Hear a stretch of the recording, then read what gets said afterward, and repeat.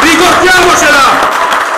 Quindi, che ognuno venga lottato con le proprie idee, con le proprie convinzioni, con le proprie vedute, perché questa è un'iniziativa del popolo. Se noi la facciamo in nome di un partito, sarebbe solo una parte, perché il partito è una parte del paese che la fa, e anche se sarebbe una parte maggioritaria non sarebbe giusto. Questa è un'iniziativa storica, non è un'iniziativa partitica.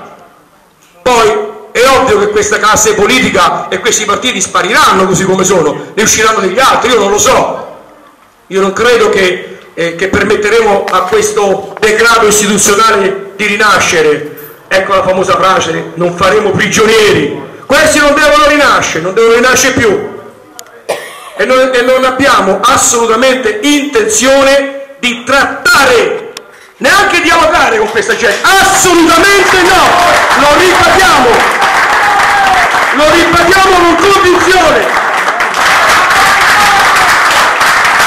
Questo era lo stesso impegno che ci eravamo presi l'anno scorso, purtroppo qualcuno aveva già trattato prima, aveva già fatto accordi prima. Va bene, la storia ci serve come esperienza per non commettere più gli stessi errori, ma noi non dobbiamo fare errori, perché possiamo fare sbagli, per carità, si possono fare, ma su ciò che abbiamo sbagliato no.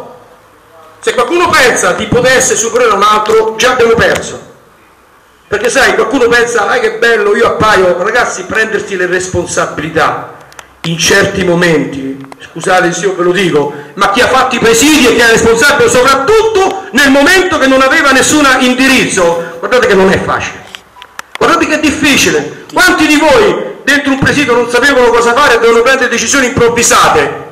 È la stessa cosa. Quindi questo esame noi l'abbiamo già oltrepassato. Quando l'anno scorso io in questo preciso momento giravo il paese per prendere parte a questa iniziativa, ogni riunione massima eravamo 5, non così, 5.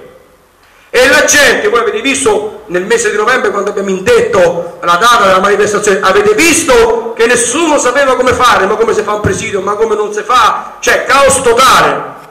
Ora tutti voi sapete come fare e come gestire, dovete di più niente, e non ve l'ha imparato qualcuno perché qualcuno è arrivato dall'alto, ma imparato, ve lo siete imparati da soli sulla strada, e questo ci rende forti. Sappiamo perfettamente quello che dobbiamo fare, come e quando. Una strategia giusta, decisa, ci può portare alla vittoria.